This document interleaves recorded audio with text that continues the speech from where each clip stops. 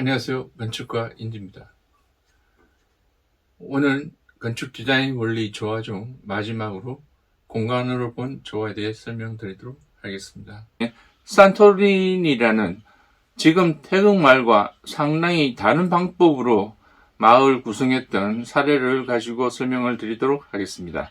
먼저 섬에 대해서 좀 개략적인 소개를 좀 드린다면, 화산 분출로 정상이 평지이고 가장 주변 자리가 절벽으로 되어 있습니다.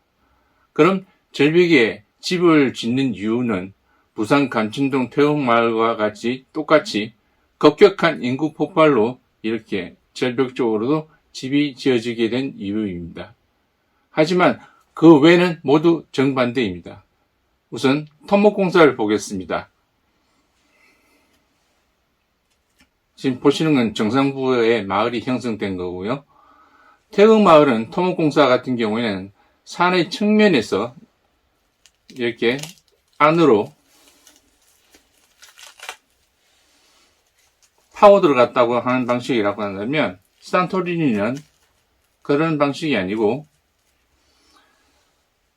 위에서 아래로 먼저 수직 땅굴을 파듯이 흙을 파고 난 뒤에 그 다음에 절벽 쪽에 있는 측면의 흙을 제거해내는 방식으로 토목공사를 하고 있습니다.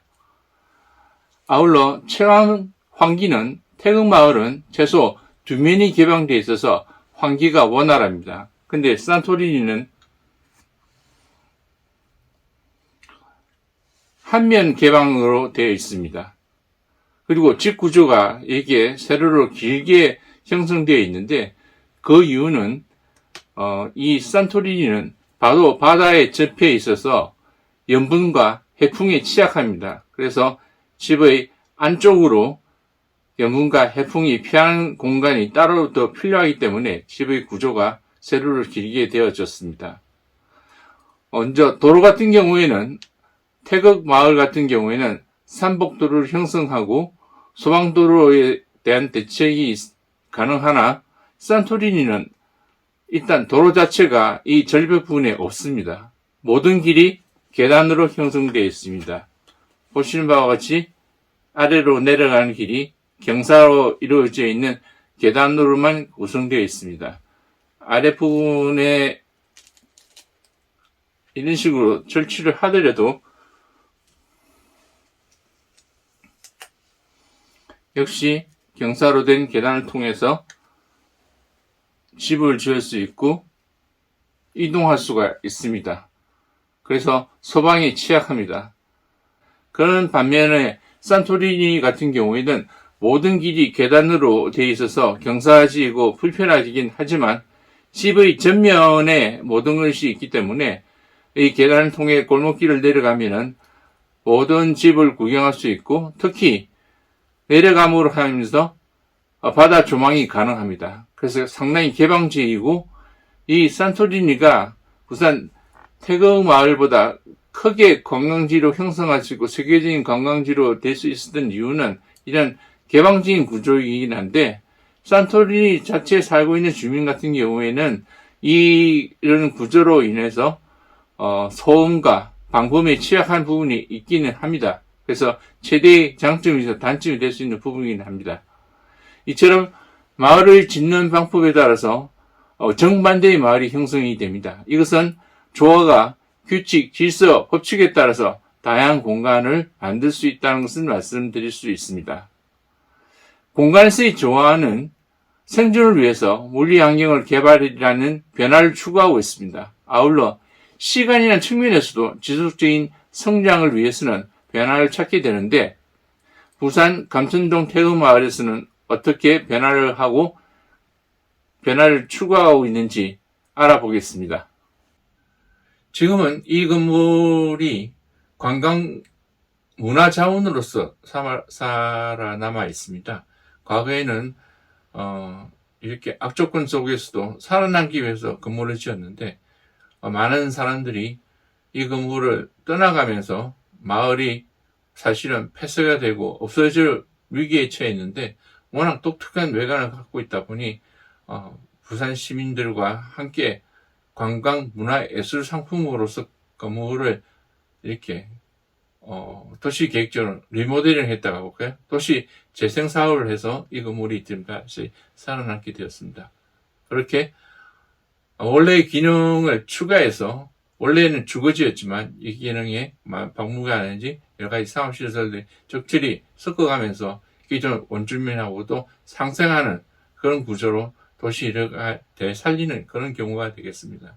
마지막으로 친환경적인 요소도 역시 공간에서의 조화를 추구하는 건축 디자인이라고 할 수 있습니다.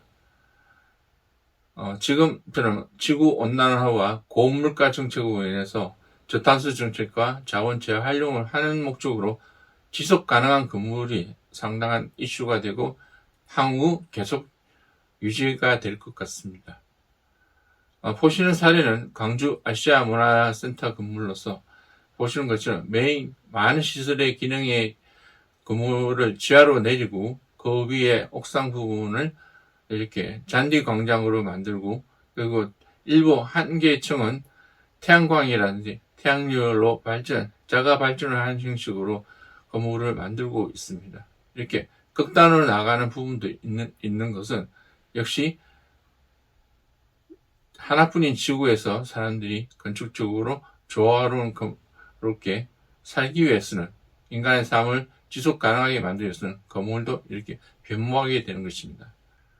건축 디자인 조화를 지금 좀 마치면서 제가 좀 자문자답 형식으로 하나의 장표를 만들면서 이 영상을 마무리하도록 하겠습니다.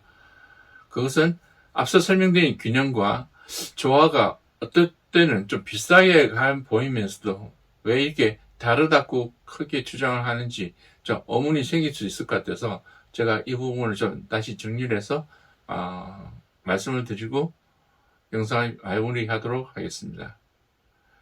대표로 말씀을 드리면은 조화는 정의가 다양한 요소들이 규칙과 질서로 인해 일괄된 전체를 느끼는 것이라고 한다면, 균형은 어느 한쪽으로 기울지 아니한 고른 상태를 이루고 있습니다. 그리고 떠오르는 생각과 이미지를 보면은 질서, 행복, 자유가 조화에 가깝다면, 균형은 안전, 기쁨, 그리고 평형조울 같은 그런 이미지가 떠오릅니다. 여기서 동기부여라고 하는 것은 왜 건축 디자인할 때 조화롭게 해야 되는지, 왜 건축 디자인하는데 균형을 추구해야 되는지, 그런 지략적인 선택과 방법을 결정하는 이유가 동기부여가 되겠습니다. 조화는 많은 내용이 있지만 그 중에서 시너지 효과입니다. 전체적인 효과에 기여하는 각 개인의 공동작업과 협동을 가지고 이것이 나한테 삶에 이득을 줄 수 있는지가 더 큰 의미를 갖고 있다면, 건물의 형태가 내부와 디자인이 질서와 조화를 갖고 있으면서 그것이 우리한테 이득을 줘야 되는 시너지 효과를 갖고 있어야 되는 것이 조화라고 한다면, 균형은 오히려 상쇄 개념입니다. 있는 환경에서 서로 상반되는 게 있으면 그것을 잘라내어 한쪽에 붙여내고 이런 것처럼 그 환경 내에서 상쇄해버리는 그런 개념이 되겠습니다. 그리고 마지막으로 조화로운 건축에 대해서 사람이 느끼는 감정과 균형으로서 느끼는 감정을 본다면, 조화는 우리라는 중심으로 포괄적 수용, 즉 공감이 주된 이슈가 되겠고요. 균형은 나르시즘, 자기 사랑입니다. 즉 나 중심의 이해 타산이 더 감정에 치우쳐 있다고 보시면 되겠습니다. 오늘 영상은 여기까지 하도록 하겠습니다. 감사합니다.